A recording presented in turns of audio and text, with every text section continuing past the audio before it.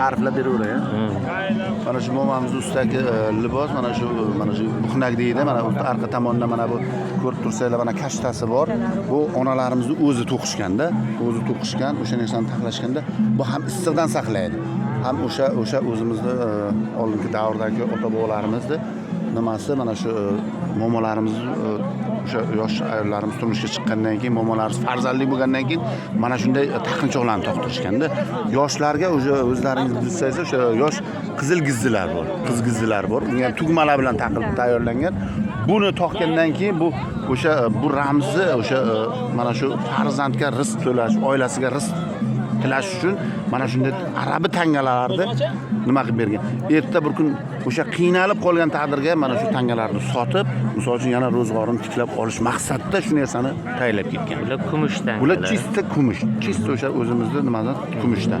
O'sha imkon qadar yana o'zi tiklab, o'zini rizqini butun qilsin degan ma'noda shu asrdan asrgacha momolarimiz yetib kelgan shu bobolar. Buni nechta tangasi bor? Bu 26 taligi bor, 23 taligi bor. Bu 26 talik. O'zi asli 26 ta, 28 ta qilib juft qilib tashlashadi. Bu o'sha har bir nimasiga misol uchun shu ota-bobolarimizdan qolgan o'sha tilla tangalar, mana shu kumush tangalar o'sha payt yurganligidan bu narsani jamlovchi onalarimizdagi bank hisoblangan. Bunday olganda bank hisoblangan. Erta bir kun o'sha misol uchun ro'zg'orga kerak bo'lgan davrga o'sha mana shundan sotib foydalanib ro'zg'orni yana yoshlarini o'sha nima qilib tiklab nima qilishgan keyin mana shu arabiy gilamlarimizni to'qib mana shu o'zini ro'zg'origa foydalanish. Shuning uchun shu maqsadda mana shu narsani to'qishgan. Mana bu yerdagilar mana kurrak deydi. Kurrak deydi. Mana shu bilan qo'shib kurrak deydi. Mana tillosi. Bu ham o'zi o'sha maqsadda prosta mana to'qqandan keyin o'sha payg'ambarimiz davriga xunuk ko'rinsin deyilganda, xunuk ko'rinsin nima paranji to'qgan, boshqa qilgan. O'sha asosda bu narsani to'qilaversa, yanada chiroy ochib boraverganda. Yanada chiroy ochib borgandan keyin qarashganki, bu narsa ham tanga o'zimizga foydalanganligi uchun shu tangalarni to'qib, o'zlari mana shu kelajak avlodga o'zlaridan meros qilib qoldirgan. O'sha ota-bobolarimiz, momolarimiz meros qilib qoldi. Kelajak avlod, misol uchun mana shu narsalarni sotib, ro'zg'orini tiklab, misol uchun o'zini nimasini yo'l-yo'riqqa qo'yib olish uchun mana shu narsalarni meros qilib qoldirgan. Bizda hozirgacha o'sha o'zimiz asrlarimiz mobaynida mana shu narsalar saqlanib qolgan. Arab millatiga xos. Mana shu nattilari, o'zini mana chet natti deganlari bor. Keyin o'zini bilak uzuklari bor, kumushdan, tillodan yasashgan. Bu narsani o'sha ota-bobolarimiz o'zidan keyingi avlodga o'shanday qilib qoldirishga harakat qilishganda, o'sha davrga misol uchun biror narsa yig'ib qo'ysa, qandaydir kiyim bo'lgan, olib ketib qolgan zadagonlar. Shuning uchun bu ustidagi libosni yechib olish olmaganda, O'sha asosida men o'zim mana shu san'at, folklor san'atiga qiziqib, nomoddiy madaniy merosga qiziqib, mana shu etnokga qiziqqanim uchun mana shularni o'rganib, o'qib, ustozlardan so'rab mana shuni qisman bo'lsa ham o'rganganman.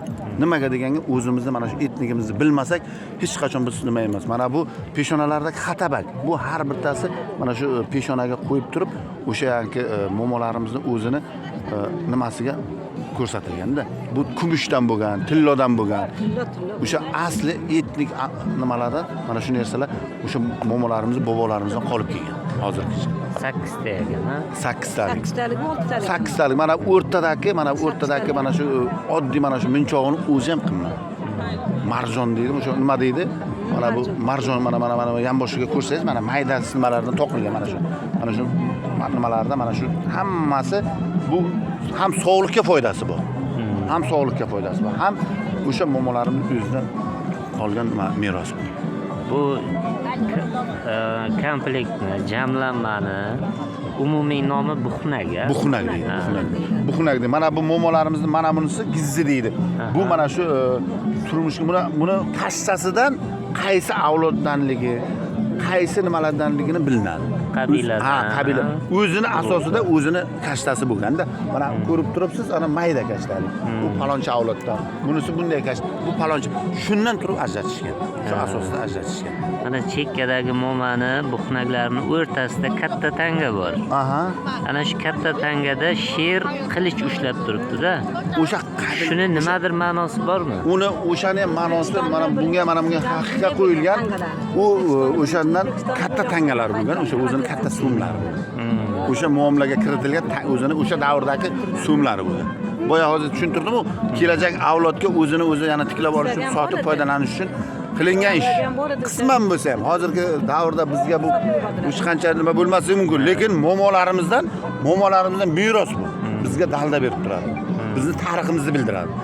Bizni shu etnik, shu avloddanligimizni bildiradi, arabligimizni Mana bildiradi. shu buxmak bilan bog'liq qandaydir she'rlar, rivoyati yoki qandaydir maqollari bormi? Bundan bor, momolarimiz aytgan, biz o'shani ko'p qidirdik. Endi buxnak haqida mana shu bahorga moslab, mana shu issiqdan saqlash uchun shu buxnakka atab, mana shu gizziga atab aytilgan she'rlari ham bordi.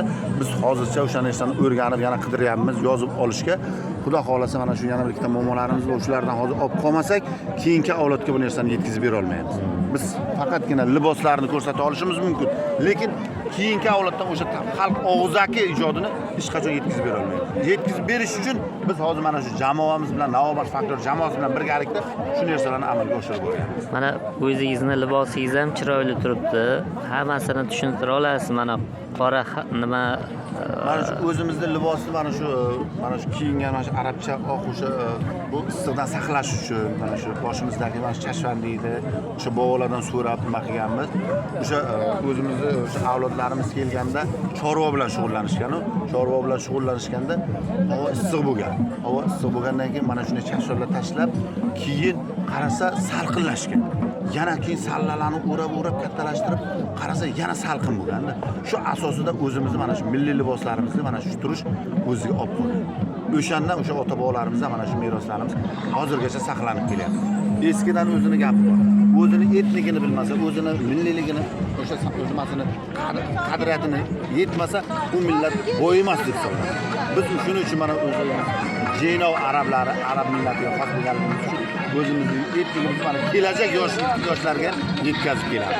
Shu asosida mana shu liboslarimizni, mana shu taqinchoqlarimizni hammasini yoshlarga, kelajak avlodlarga ko'rsatib, ota-bobolardan yana keyingi avlodga yetkazib kelamiz. katta rahmat. Ism familiyangizni aytasiz. Ism familiyam Sharof Muhammad. Navobash Faktor jamoasining badiiy rahbariman. Katta rahmat. 30 mart 2025 yil.